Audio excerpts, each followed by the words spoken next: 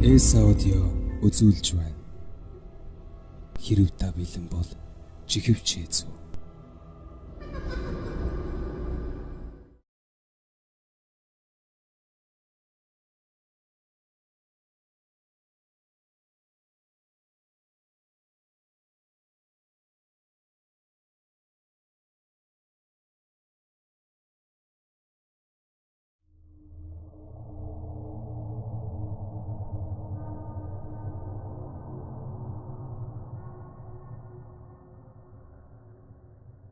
(1939 оны сүүлээр Зэрэн гэдэг айлынх Хөвсгөл аймгийн Мөрөн сумаас холгүйхэн цусдаг байж. Тухайн үед Мөрөн хүрээ гэж байсан бөгөөд тэнд нь 1300 орчим ламтай том хід байдаг байсан ч их хэлмэгдүүлэлтийн үед бүгдийг нь Мөрөн хүрээнээс ураг шивад байрлах Элстийн ар гэдэг газар бөөнөр нь буудан хороосон явдал гараад удаагүй байв. Тэр аимшиг томорголон устгасан явдлын дараагаар тэр хавьд элдв хий юмс үзэгдэх болсон гэдэг. Байс хийгээд л ийм чим тэм чим харсан гэх зэргээр хүмүүсийн дунд явхан яриа гарна. Зэрэн энэ яриаг нь огт тоодгүй байжээ. Залуу халуун насныхан ааганд тэрээр үл ойшон за элдв болоод юм ярьцгааж байх юм. Худлаа ярьж нэг хөөр гэж дөвчгэнцгөөгөөд л. Гэх зэргээр зандрах маягтай аашилж элдв юмс харсан гэдгийг ярьж байгаа нэгний яриаг өгөөсгөх нь олон та.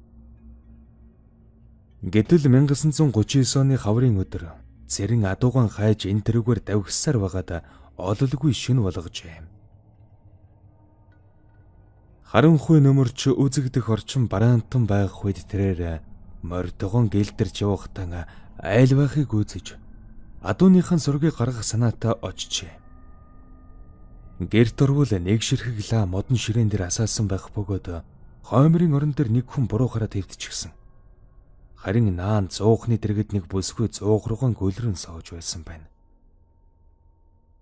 Зэрэнгийн орж ирсэнд хинэнч хариу үйлдэл үзүүлээгүй тэрээр хоолоогоо зассан. За, сайхан хаварж иж байна уу? Мал минь тарган тавтай орвоо.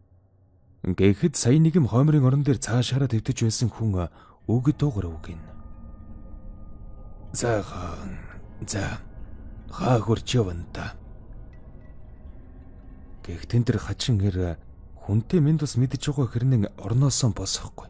Гүй ядаж эргэж харсангүй. Тэгэхтэн Зэрэн жаахан гайхаж байгаа да. Хүн төвчтэй хүн юм байлгүй гэж бодоод тоосонгүй. Хэдэн адуугаан гайж явсаар боршин болгочихлоо. Танаа энүүгээр хүрэн азрахтаа адуу харагдаг үйз. Уг нь харсан бол их сайн мэдэгдэх юм бага. 7 бормор дунд нь явах ёстой. Гэхэд өнөөхөр энэ манайхаас урагшаа яваад 2 уулын цаана байж байна лээ. Гэсэн аж. Харин өнөөх зовхны дэргэд суух эмэгтэй төрөнөөс хойш галруугаан гүлэрсэн хэмэндийн сууж байгаад сайн нэг хөдөл үгэн. Зэрэн рүү харснаа. Ханаад явах уу?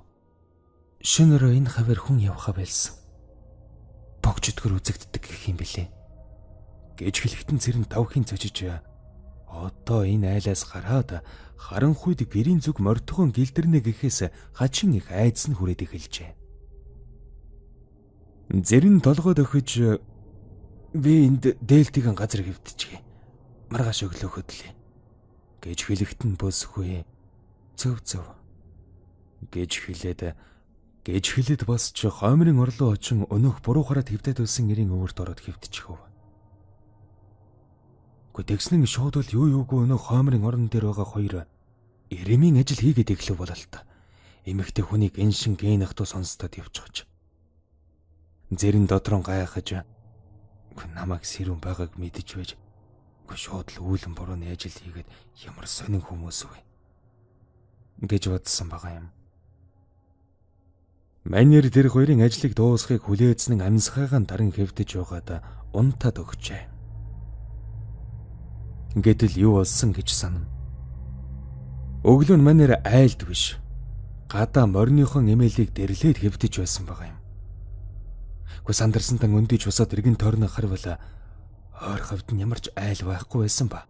Хөл дор нь гэрийн бөөр байжээ. Баз дээр өнөөх хачин айлын хоймрын орон дээр буруу хараад хэвдэж байсан эрийн хэлснэр адуу нь үнэхээр урагшаа 2 уул таваад уулын ингэрд зогсож байсан гэдэг.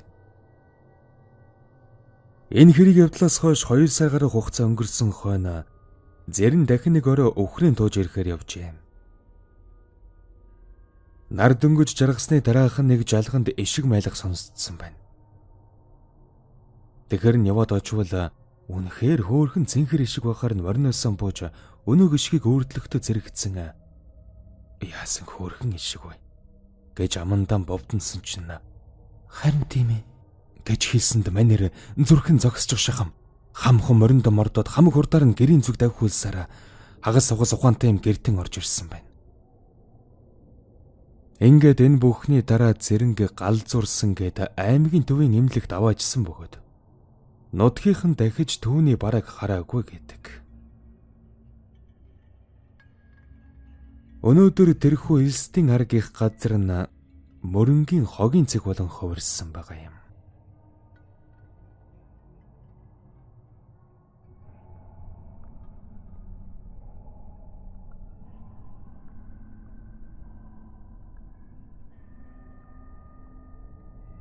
Одоогоос 6-7 жилийн өмнө 9-р ангид төгсөгч хэл байсан санагдаж байна. Өвлийн дунд сар дөхөөдлө гадааж цастай жавартай тэр шөнө 23 цаг өнгөрч явахад гэрээсэн би нууцхан гарч явсан юм. Учир юу гэвэл найз маань ээж аав нь хөдөө явчихсан тул бид хоёр шүнжэнгөн видео тоглоом тоглох гэж байсан юм л да. Ингээд би Баян хошууны CD shop-оос хуучин эцэс хүртэл алхлаа.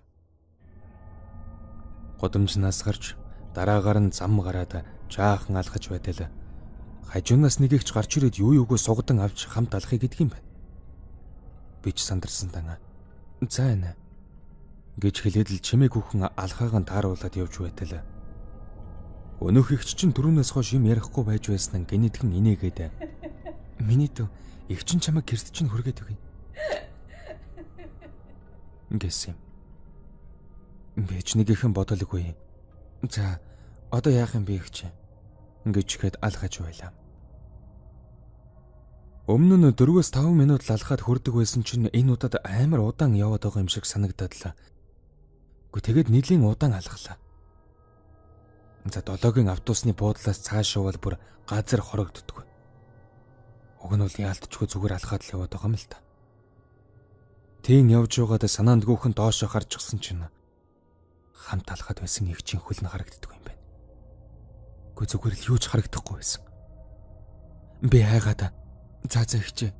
Одоо ингэж дүүн зам гарлаа. Гэсэн чинь өнөөх ихч юу ч хэлэхгүй надаас салаад яваад өгдөг юм байна. Тэгэнгүүт нь би буцаж эргээд гэрлүүг өнгөөчихлээ. Тэгсэн хараас мөн овш чинь хонгороо гэд нэрээр минь дуудаад орилоод байдаг юм. Би ч айжчихсан байсан тул тэр чигтэн гүйж явсаар угаад годомны үзүр дээр ирээд л ухаан алдаад унчихсан. Золоор хөлдөж өгтгийн даван дээр аав минь ажилласаа тараад гэрлүү ирж явахтан намайг олсон байгаа юм. Нэг сэргэхэд би нилээд даарчихсан. Аавын күртгийг өмсчихсэн аавд тэврүүлээд явж байсан. Хөөрхи аав минь дөргөн алхлаад л галдирчихгүй тулд нэг гараараа годомны хашаануудыг түшээдлээ. Нилээд айсан шинжтэй байсан. Бас би ухаан алдчихсан байхтаа ихчээ би харьлаа гэж давтаад хэлээд байсан гэсэн. Маргааш нь ламд үзүүлсэн чинь дайрсан байна. Гүйдэлтэй газараар явсан байна. Сүнс чинь зайлжгалж яасан ч гэлээ. Баахан юм хэлээд нэлийн удаан ном уншуулж байсан юм. Ингээд энэ явдлын дараагаар хэд хоног хичээлдэн явуулгүй гэртэн амарсан юм да. Сүүлд харахны тэр сүнсний тухай сонин дээр гарчихсан байсан. Заавайцаа юугэд гарч өгчихсөн байлаа та. Баян хошууны CD shop-оос тойрог хүртэл хүн дагаж ялахдаг ундармаа хийсэн байсан баха.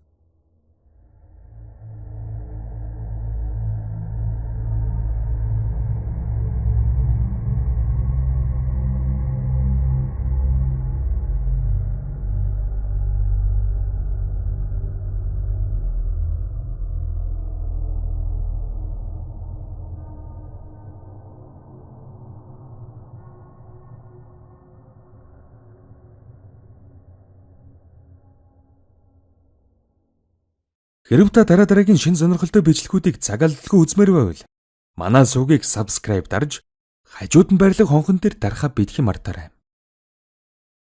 Удахгүй дараагийн бичлэгээр уулзцгаая.